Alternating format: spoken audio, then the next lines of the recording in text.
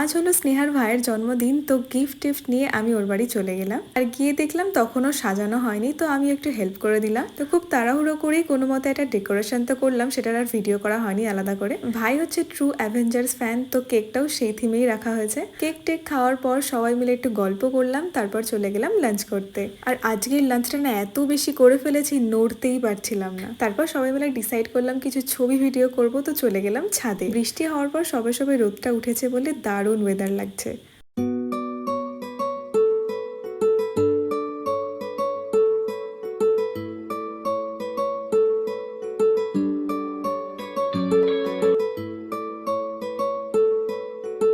এটা ছিল ঋষির মামার বাড়ি, মানে আমার একটা ফ্রেন্ডের মামার বাড়ি। আর এই বাড়িতে ওর দিদা ছাড়া তেমন কেউ থাকে না বলে বাড়িটা না এত হন্টেড। যাই হোক, তারপর চলে এলো ঝমঝম করে বৃষ্টি, আর সবাই মিলে দারুণ গল্প করলাম।